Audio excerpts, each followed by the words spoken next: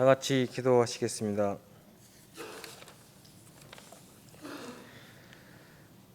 사랑과 은혜가 풍성하신 하나님 아버지, 오늘 또 주님의 날을 맞이하여 주님 전에 나와 예배와 찬양으로 주님께 영광 돌리게 하심을 감사드립니다.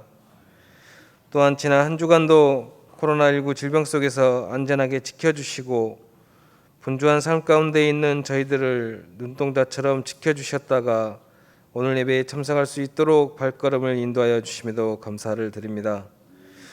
용서의 하나님, 저희는 항상 주님을 위해 살겠노라고 기도하고 고백하면서도 지난 한 주간도 세상 사람들에게 주님의 향기를 내뿜지 못하였고 오히려 저희의 욕심과 욕망으로 살았음을 고백합니다. 이 시간 회개하오니 저희를 불쌍히 여겨주셔서 지난날의 허물과 오늘의 약함을 용서하여 주시고 주님과 동행하는 삶으로 이끌어 주시옵소서. 만물의 근원이신 하나님, 현재 우리나라뿐만 아니라 세계적으로 많은 사람들이 힘들어하고 고통 속에서 살아가고 있습니다. 그동안 우리가 누려왔던 일상들이 얼마나 행복했던 삶이었는지 다시 한번 깨닫는 시간들이 되게 하시고 현재의 일상을 부정하기보다 그동안 삶을 감사하게 여길 수 있는 저희들이 되게 하여 주시옵소서. 현재 백신 접종이 진행되고 있습니다. 모든 국민들이 백신 접종 후에 부작용이 없게 하여 주시고 하루빨리 백신 접종이 잘 마무리되어 온전한 일상으로 다시 회복될 수 있도록 이끌어 주시옵소서. 그리하여 다시 모든 공예배를 온전히 드리고 성도들과 식사와 다가를 나누며 서로 교제할 수 있는 시간들을 가질 수 있도록 인도하여 주시옵소서. 아울러 많은 선진국들이 경제적으로 어려워서 백신 접종이 어려운 나라에게 도움의 손길을 보내어 세계적으로 바이러스가 빠른 시간 안에 종식되어 다시 자유로운 삶을 살 수 있도록 인도하여 주시옵소서. 축복의 하나님, 오늘 하나님의 말씀을 들고 단위에 서신 목사님, 항상 영육간의 강건함을 허락하시고 복되어라 의를 위하여 박해받는 자여라는 제목으로 말씀 증거하실 때 성령의 능력을 더하여 주시옵소서.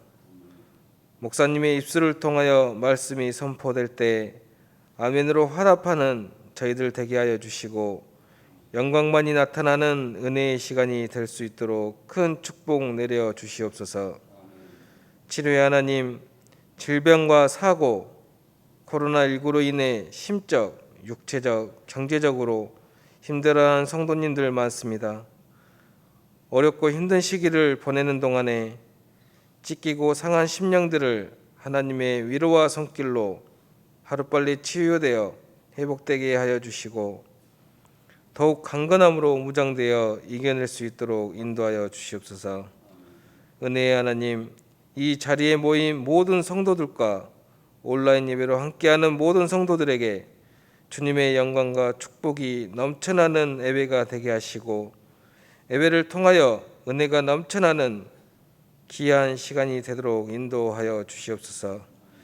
견디기 힘든 시기를 보내는 동안에도 주님의 말씀을 우리 마음에 새기고 결단하게 하시어 성령의 능력으로 소망이 차고 넘치는 놀라운 역사를 경험하게 하옵소서. 오늘 저희들에게 주시는 말씀으로 하나님의 뜻을 깨달아 올바른 성도의 길로 나아가도록 은혜를 덧입혀 주시옵소서. 예배의 처음과 끝을 주님께서 인도하여 주시고 모든 영광 홀로 받아주시기를 원하며 이 모든 말씀 살아계신 우리 주 예수 그리스도의 이름으로 기도드립니다. 아멘. 하나님의 말씀입니다. 구약성경 다니엘서 6장 10절입니다.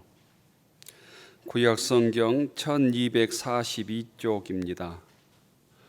구약성경 1242쪽 다니엘서 6장 10절부터 17절까지 교독하겠습니다.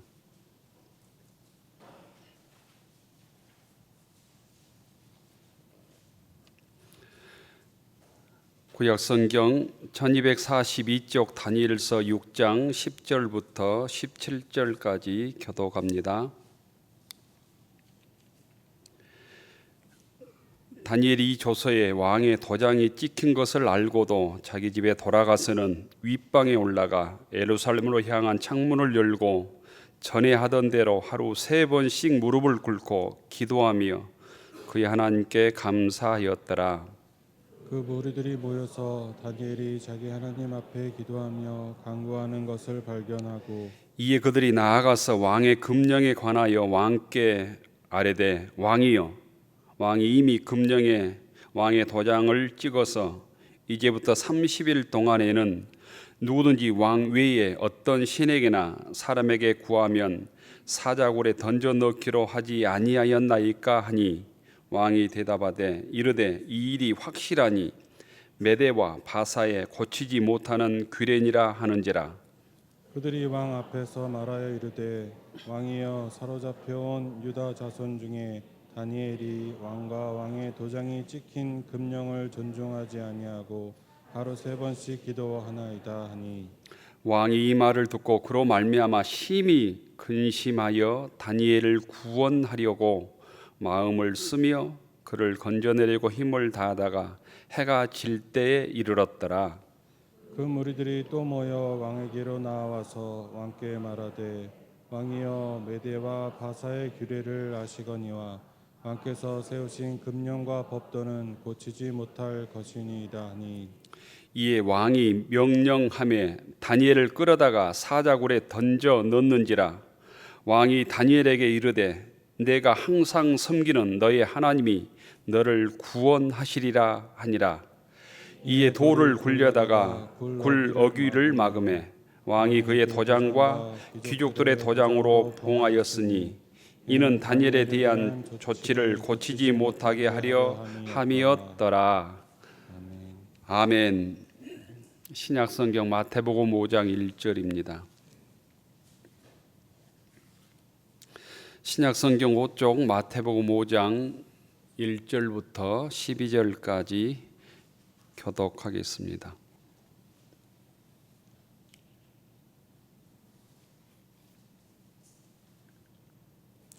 마태복음 5장 1절부터 12절 교독합니다. 예수께서 무리를 보시고 산에 올라가 앉으시니 제자들이 나온지라. 입을 열어 가르쳐 이르시되 심령이 가난한 자는 복이 있나니 천국이 그들의 것이며 애통하는 자는 복이 있나니 그들이 위로를 받을 것이며 온유한 자는 복이 있나니 그들이 땅을 기업으로 받을 것이며 의에 줄이고 목마른 자는 복이 있나니 그들이 배부를 것이며 긍휼히 여기는 자는 복이 있나니 그들이 긍휼히 여김을 받을 것이며 마음이 정결한 자는 복이 있나니 그들이 하나님을 볼 것이며 화평하게 하는 자는 복이 있나니 그들이 하나님의 아들이라 일컬음을 받을 것이며 의를 위하여 박해를 받는 자는 복이 있나니 천국이 그들의 것이니라. 나로 말미암아 너희를 욕하고 박해하고 거짓으로 너희를 거슬려 모든 악한 말을 할 때에는 너희에게 복이 있나니 기뻐하고 즐거워하라. 하늘에서 너희의 상이 큼이라. 너희 전에 있던 선지자들도 이같이 박해하였느니라. 아멘. 6월 마지막 주일 주회전에 나오신 모든 교우들 주의 이름으로 축복합니다. 옆 사람 인사하십시다. 반갑습니다. 잘 나오셨습니다. 주님의 평화가 여러분에게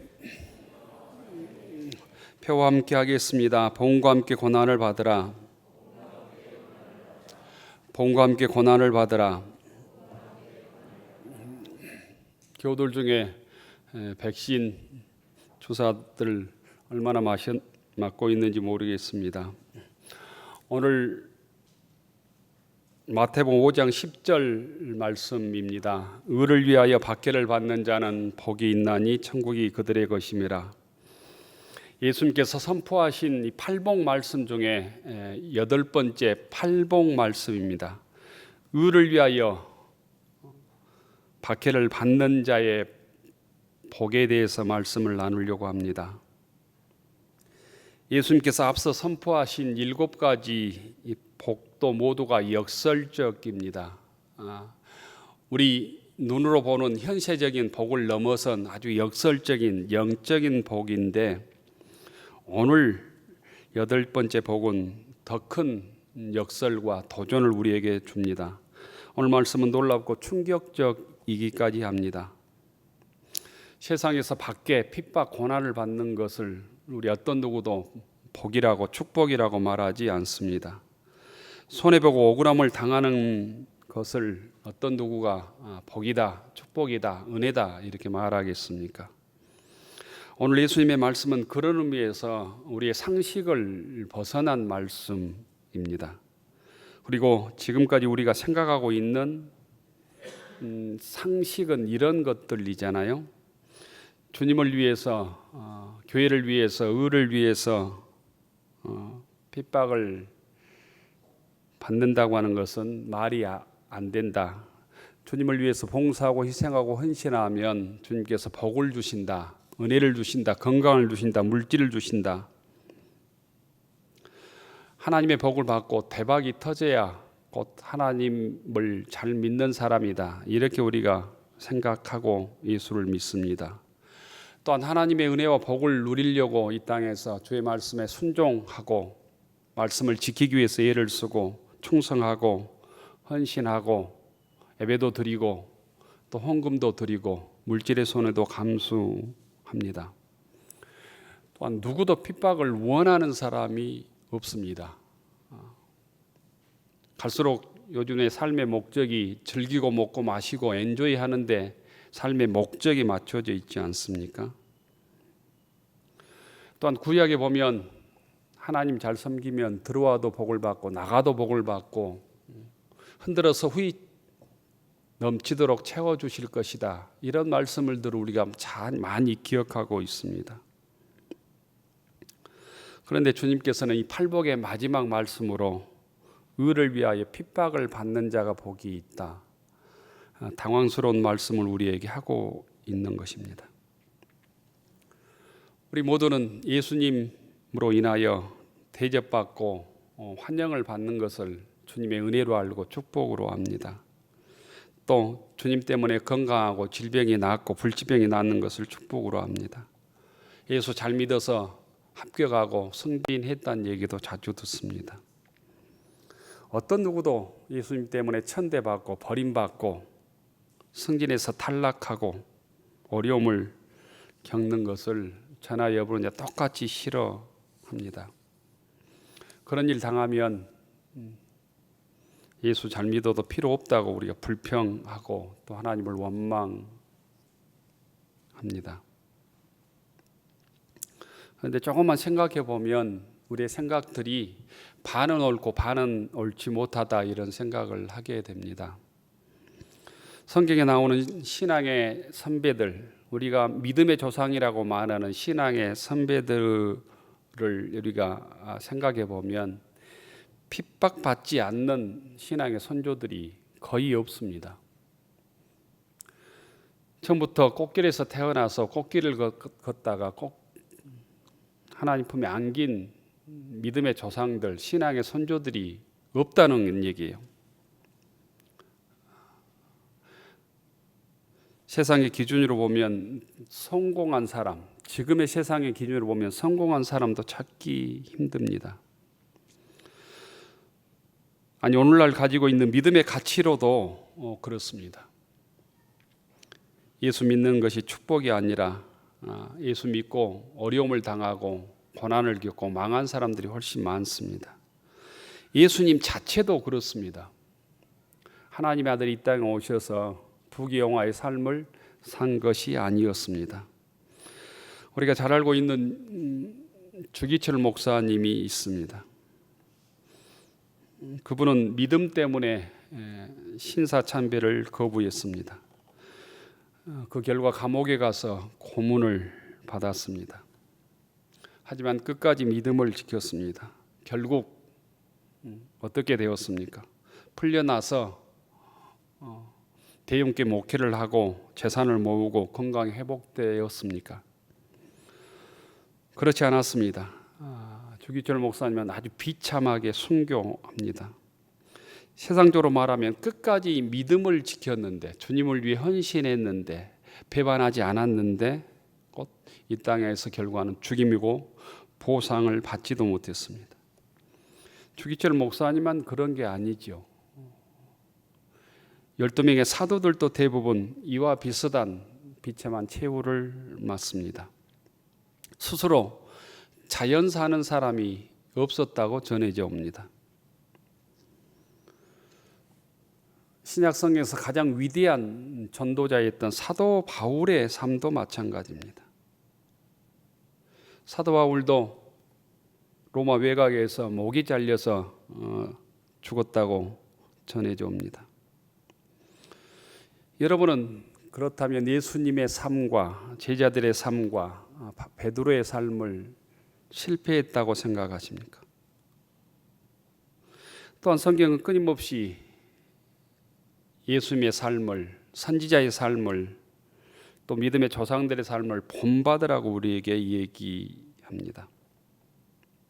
그래야만 곧 소망이 있다고, 믿음을 지켜갈 수 있다고, 이 땅에서 빛과 소금의 사명을 감당할 수 있다고 얘기합니다.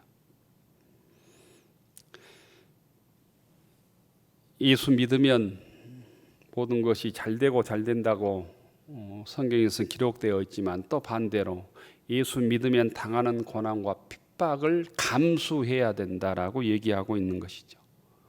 근데 우리는 이 한쪽의 복음을 그냥 없는 것처럼 얘기하고, 한쪽의 복음, 축복의 복음, 구약의 복음만 나의 복음으로 받아들이며 여기까지 살아온 것 아닐까 생각합니다. 오늘 말씀에서 예수님은 의를 위하여 박해, 예전에는 핍박이라고 번역을 했습니다. 박해받는 것, 핍박받는 것이 복이 있다고 했습니다. 이 의를 위하여, 이 말은 좀 쉽게 얘기하면 예수님 때문에 이런 뜻입니다.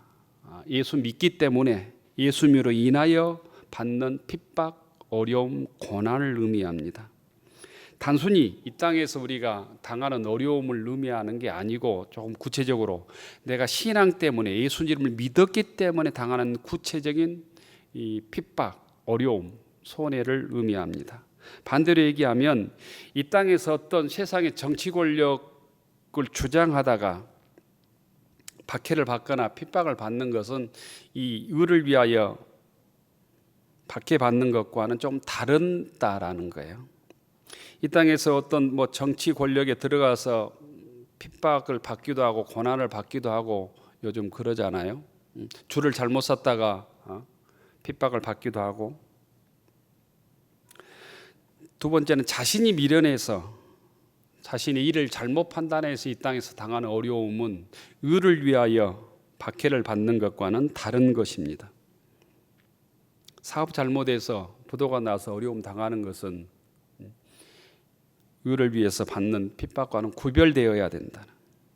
셋째는 이 잘못된 성격 때문에 고집이 세서 남을 무시하고 남의 얘기를 안 들어서 내가 어려움을 당하는 것, 왕따를 당하는 것, 이것도 의를 위해서 박해받는 것과는 다른 것입니다. 넷째로는 광신적인 열정 때문에 받는 고난도 다른 거예요. 균형을 잃은 신앙 때문에 당하는 고난은 주님을 위한 고난이 아니다라는 거예요. 예수 잘 믿는다고 성경은 가정을 버리라고 말하지 않았습니다. 세상 속에서 뱀처럼 지혜롭게, 비둘기처럼 순결하게 예수를 믿는 게 고난을 받는 일이고 박해를 받는 일이에요. 이단이나 사이비 종교에 빠져서 당하는 어려움, 가정도 팽개치고 직장도 포기하고 이단 사이비 종교 무슨 신천지나 이런 데 빠져서 당하는 어려움, 의를 위한 박해하고는 아무 상관이 없는 일이다라는 거죠. 다섯 번째는 자신의 죄와 실수 때문에 당하는 어려움, 자신이 정리해야 될 자기 심령의 어떤 잘못된 성격들, 상처들, 이것들을 잘 치료하지 못해서 당하는 어려움, 박해, 핍박, 가족들과 사람들과 간의 관계 단절, 이건 하나님의 의를 위해서 당하는 박해와는 다르다라는 거예요. 잘못하면 나의 어려움을 주를 위한 박해로 그냥 이렇게 대치시키기가 쉽는데 그건 구별을 해야 합니다. 의를 위하여 박해를 받는 자는 복이 있나니 그들의 것임이라. 의를 위하여 박해를 받는다는 것은 그럼 구체적으로 무슨 뜻일까? 11절에 그 해답이 정확하게 나와 있습니다. 나로 말미암아 너희를 욕하고 박해하고 거짓으로 너희를 거슬려 모든 악한 말을 할 때는 너희에게 복이 있다고 했습니다. 나로 말미암아, 나 때문에, 예수님 때문에 박해를 받는 것이 복이 있다라는 거예요. 의를 위하여라는 말을 정확하게 해석하면 예수님 위하여입니다. 예수님 때문에 박해를 받는 게 복이 있다라는 거예요. 예수님 때문에 욕을 먹는 것, 예수님 때문에 핍박을 받고 박해를 받고 손해를 보는 것, 예수님 때문에 악한 말을 듣는 것, 수치를 당하는 것, 온갖 수모를 당하고 치욕스러운 말을 들을 때 곧 너희들이 복이 있다라고 말씀하고 있는 것입니다. 우리들은 이런 경험들이 지금 한국 교회에서 거의 없습니다. 환영해 주지 않으면 교회를 옮겨가고 나를 무시했다고 떠나는 상황 속에 있습니다. 여러분이 무진교회를 당하면서 이런 예수님 때문에 내가 무진교회 나와서 욕을 먹고 박해를 받고 악한 말을 듣고 수모를 당하고 수치를 당한 경우가 있습니까? 지금은 이 말이 잘 이해가 되지 않는 말이에요. 저도 마찬가지예요. 저도 한 번도 없습니다.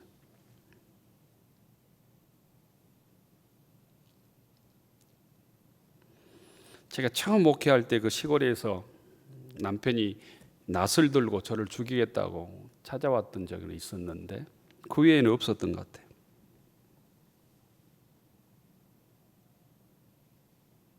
지금은 이해가 되지 않는 말이지만 예수님께서 이 말을 할 당시에 그 말을 듣던 사람들은 단방에 몸으로 이해되는 말씀이었다는 거예요. 예수님의 제자들은 복음을 위해서 박해를 받았습니다. 핍박을 받았습니다. 가정을 버렸습니다. 우리에게 하면 직장을 버렸던 사람들이었기 때문에 금방 이해가 되는 말씀이에요.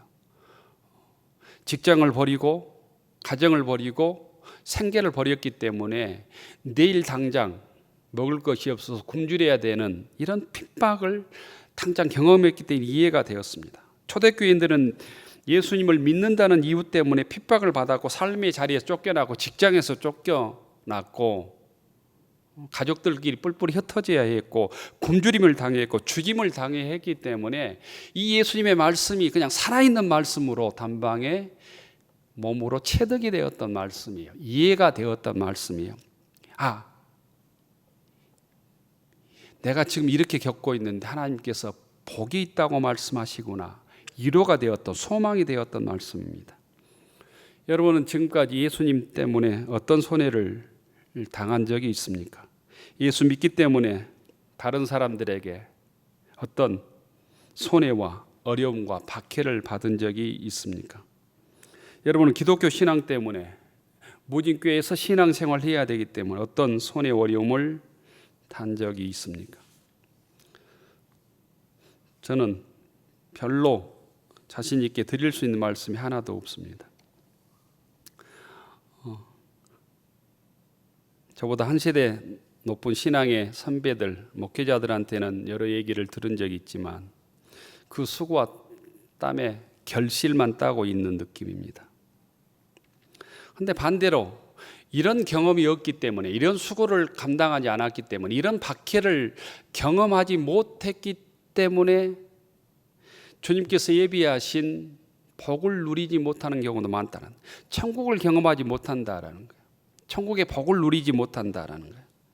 하늘나라의 기쁨, 하나님께서 나와 함께 하시는 기쁨, 하나님께서 통치하는 기쁨을 맛보지 못하고 그냥 세상에 의지해서 살고 있는 것은 아닌가, 우리의 삶을 돌아보게 됩니다. 성경에 보면 의를 위하여 하나님 때문에 핍박을 당하는 경우가 수없이 많습니다. 아벨은 의로운 제사를 드렸기 때문에 가인에게 살해를 당했습니다. 다윗은 믿음으로 살려고 했기 때문에 사울 왕으로부터 모진 박해를 7년이나 받았습니다. 선지자 예레미야는 하나님의 말씀을 우리나라가 망합니다라고 선포했기 때문에 백성들에게 손가락질을 받고 구덩이에 던져지고 쫓겨나고 수치를 당했습니다.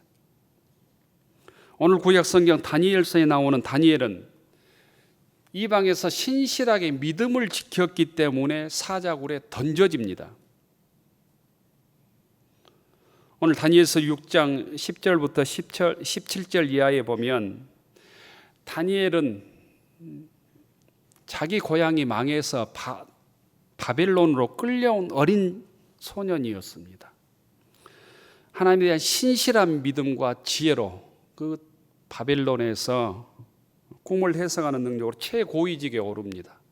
그런데 불행하게도 그 바벨론이 메대와 바사에 망해버립니다. 메대와 바사라는 제국의 합동제국에 망합니다. 연합군에게. 그런데 하나님께서 은혜를 주시고 지혜를 주셔서 메대와 바사 제국에서도 최고의 지위에 오릅니다.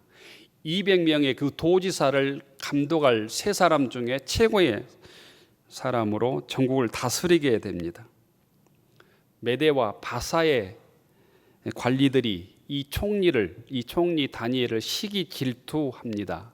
어떻게 하면 이스라엘 이 청년을 죽일까, 거세할까 궁리를 하다가 다리오 왕에게 30일 동안 어떤 예배도 못 드리게 하고 신전에 기도하는 것도 절하는 것도 금지하는 곧 금령을 만듭니다. 그리고 왕에게 제가를 받습니다. 왕이 제가를 합니다. 도장을 찍어서 금령을 내렸습니다. 이제 다니엘을 죽이는 것은 시간 문제입니다. 문제는 다니엘이 30일 기도하는 것이 찍힌 왕의 도장을 찍힌 것을 알았습니다. 그럼에도 불구하고 다니엘은 요동치 않고 하루에 3번씩 예루살렘을 향해서 기도한 것을 멈추지 않습니다. 10절에 보면 이렇게 되어 있습니다. 다니엘이 이 조서에 왕의 도장이 찍힌 것을 알고도 자기 집에 들어가서 윗방에 올라가 예루살렘을 향한 창문을 열고 전에 하던 대로 하루 3번씩 무릎을 꿇고 하나님께 감사하였더라. 하나님께 기도하였다. 이 조서가 다니엘을 죽이려고 하는 것을 알매도 불구하고 기도했다는 거예요. 무릎을 꿇었다는 거예요. 우리는 쉽게 30일 동안 기도하지 않고 살아서 총리 잘하는 게 더 중요한 일이라고 우리가 흔히 쉽게 생각합니다. 또 보이지 않는 곳에서 30일 동안 기도하면 죽음을 면할 수 있을 거라고 생각을 합니다. 30일 동안 또 기도를 쉬면 무슨 일이 생기는 것이 아닐 거라고 생각해요. 무슨 일이 있으면 주일 예배 안 나가는 거 당연한 일이지. 여행을 가니까 예배를 지키지 않는 거 당연한 일이지.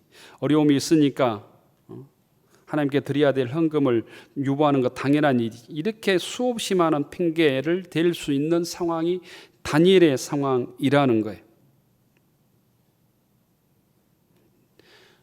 다니엘은 그럼에도 불구하고 박해를 받을 줄 알매도 불구하고 내가 사자밥이 될 줄을 알매도 불구하고 신앙의 자리를 포기하지 않았다. 기도의 자리를 포기하지 않았다라는, 하나님을 만나는 것을 포기하지 않았다라는 거예요. 왕은 이 사실을 알고 다니엘을 구하려고 했지만 방법이 없었습니다. 그래서 성경에 보면 네가 섬기는 너의 하나님이 너를 구원하시리라, 이렇게 16절에 다리오 왕이 말하고 떠납니다.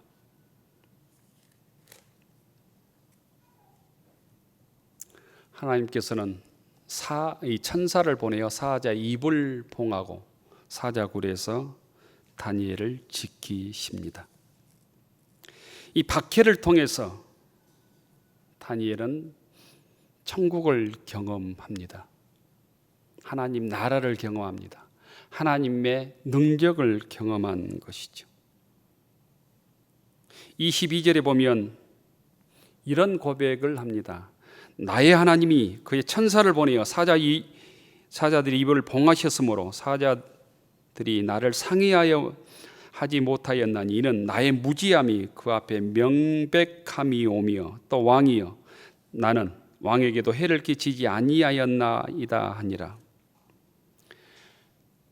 신실한 믿음을 통한 다니엘의 승리를 우리에게 보여줍니다. 어떻게 보면 환난과 핍박, 어려움은 참된 기독교인이 치러야 될 대가입니다. 우리에게 어려움이 없고 핍박이 없고 환난이 없는 건 감사할 일이지만 그것이 몰려왔을 때 그 대가를 치를 수 있는 믿음을 준비하고 있어야 된다는 거예요. 어려움과 환난과 고난이 오면 떠날 준비를 할 것이 아니라 기도를 쉴 준비를 할 것이 아니라 그럼에도 불구하고 더 바르게 대가를 치러야 될 신앙의 준비를 믿음의 권속들이 할 수 있기를 바랍니다. 예수님 시대와 초대교회 시대 예수 믿는 사람들은 모두 핍박 속에 있었습니다. 예수님과 12사도들 그리고 초대교회 성도들은 자기를 박해하고 핍박하는 구체적인 세력들이 눈앞에 있었습니다. 그들이 대제사장 바리새인이었고 사두개인이었고 서기관들이었습니다. 정치 권력과 유대 정치 권력들이었습니다. 그러한 세력들이 지금은 다 사라졌습니다. 눈에 보이지 않습니다. 그러나 생각해 보면 내 신앙이 왜 이렇게 무능력할까? 무기력할까를 돌아보면 그러한 세력보다 훨씬 더 심각한 도전들이 우리 앞에 놓여 있습니다. 무신론적인 세계관과 물질주의, 과학 만능주의가 우리의 신앙을 좀먹고 있습니다. 보이지 않는 코로나19가 세계 사람들이 공포에 떨고 있듯이 마스크를 쓰고 거리 두기를 하고 함께 모이지 못함으로 이 질병 앞에 노출되어 있듯이 이 질병을 이겨나가고 있듯이 눈에 보이지 않는 타락한 세계관들, 물질의 세계관들, 무신론적인 세계관들, 물질주의, 과학 만능주의가 우리의 신앙을 바이러스처럼 좀먹고 있다라는 거예요. 타락한 물질적 세속주의는 우리의 신앙을 위협하는 가장 무서운 세력으로 다가오고 있습니다. 이 영적 싸움에서 승리하지 못하면 어떤 누구도 신앙을 지킬 수 없게 될 것입니다. 이 바이러스는 눈에 보이지 않고 좀먹고 있어도 우리의 생명, 우리 영적인 생명을 끊기 전까지는 깨닫지도 못하는 사람들이 많은 것 같습니다. 여러분들의 신앙이 더 예전보다 성장하고 있습니까? 더 탄탄해졌습니까? 더 주님의 십자가를 감당할 능력 있는 주님과 영적으로 교통하고 있는 신앙으로 성장하고 있습니까? 이 코로나 시대를 지나면서 여러분의 신앙은 성장했습니까? 퇴보했습니까? 코로나 시기에 주님으로부터 어떤 음성을 듣고 어떤 결단을 하고 계십니까?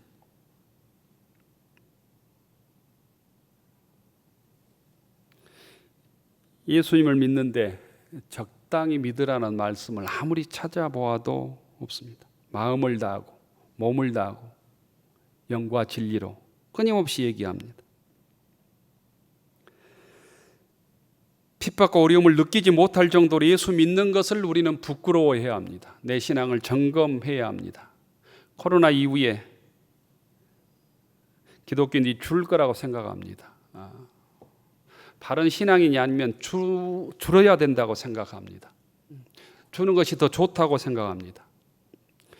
기독교는 숫자로 기독교의 능력을 자랑하는 시대가 지났습니다. 숫자 노름을 해서는 안 된다는 의미입니다. 주님께서는 오늘 우리들에게 이 알고 계신 자를 찾고 계신지도 모르겠습니다. 의를 위해 핍박을 받는 자는 어떤 축복을 받게 될까? 두 가지로 얘기했습니다. 천국이 저희 것임이라고. 의를 위해 박해를 받는 자는 세상적인 복이 아니라 천국이 저희 것임이라. 예수님의 산상설교의 팔복이 천국에서 시작해서 천국으로 끝나는 것을 아십니까?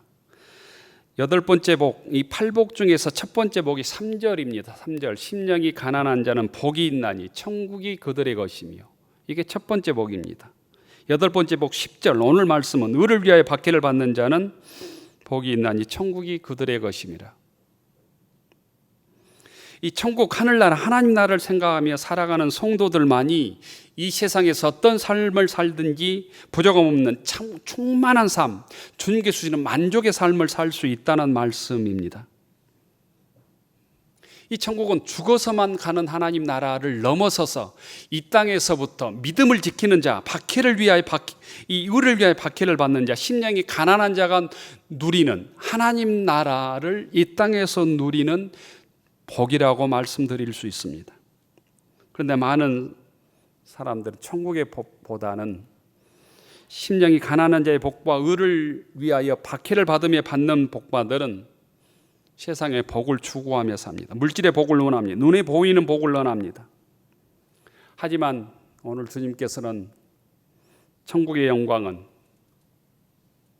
이 세상의 영광과 좋게 비교할 수 없다고 말씀하고 있습니다.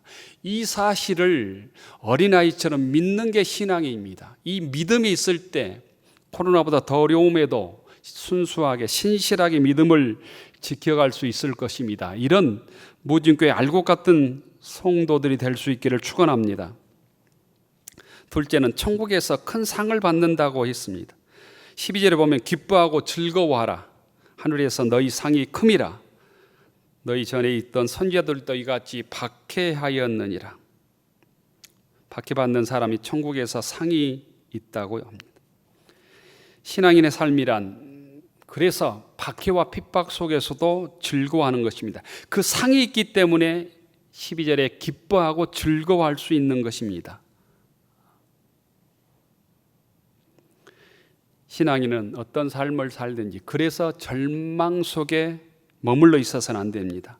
기독교는 십자가의 종교이지만 십자가를 넘어서 거기에 끝나지 않고 부활의 종교로 완성됩니다. 고난 속에서 고난으로 끝나지 않고 주님의 승리로 완성이 됩니다. 박해로 끝나지 않고 천국으로 완성이 된다는 거예요. 이 사실을 깨달은 사도 바울은 감옥 속에서도 그래서 빌립보 교인들에게 주 안에서 항상 기뻐하라. 다시 말하오니 기뻐하라고 권면하고 있습니다. 데살로니가전서 5장 16절 이하에 보면 항상 기뻐하라. 쉬지 말고 기도하라. 범사에 감사하라. 이는 그리스도 예수 안에서 너희를 향하신 하나님의 뜻이라고 우리들에게 알려줍니다. 이 하나님의 뜻을 다시 심령 속에 우리 마음 속에 새길 수 있기를 축원합니다. 기독교는 이 땅에서 천국을 바라보며 고난 속에서도 핍박 속에서도 기뻐하며 감사의 삶을 사는 자들이다. 우리가 그렇게 살아야 합니다. 믿음의 본질은 나를 위해 피 흘려 우리를 구원해 주신 이 주님을 위한 고난에 있습니다. 여러분들이 주님 때문에, 교회 때문에, 신앙 때문에 이 땅에서 어떤 고난을 당하고 있다면, 손해를 보고 있다면 내가 주님께 쓰임받고 있음을 믿으셔도 됩니다. 또한 반드시 이 땅에서뿐 아니라 천국에서까지 보상해 줄 것이라고, 하나님 나라를 허락해 주실 것이라고 믿을 수 있기를 바랍니다. 교우 여러분, 이 믿음이 있을 때 우리 교회 때문에 욕을 먹거나 어려움을 당할 때 너무 변명하거나 욕하지 않아도 됩니다. 항변하지 않아도 됩니다. 예수 믿는 신앙 때문에 오해받을 때 너무 변명하거나 오해를 풀려고 목숨 걸지 않아도 됩니다. 주님 때문에 여러분에게 손해가 있다면 기뻐하십시오. 주의를 지키고 예배를 드리는 일 때문에 여러분이 어려움이 있다면 기뻐하십시오. 그 일을 포기하지 마십시오. 예수 믿기 때문에 손해를 보거나 고난을 당하거나 어려움을 겪고 있다면 주 안에서 기뻐하고 즐거워하십시오.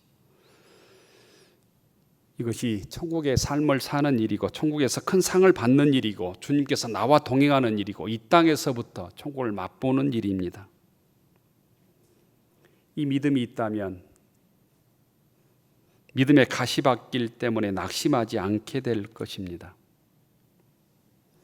우리에게는 어떻게 보면 이 땅에서 너무 고난이 없어서, 주님 때문에 손해 보는 일이 없어서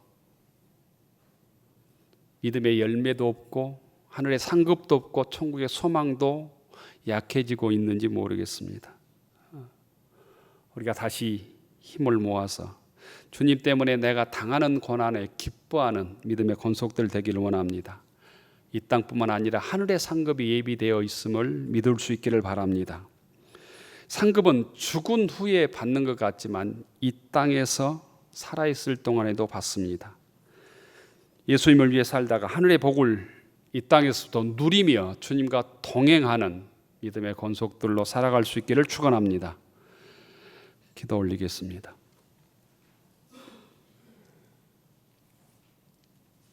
의를 위하여 핍박을 받는 자는 복이 있나니 천국이 그들의 것임이라.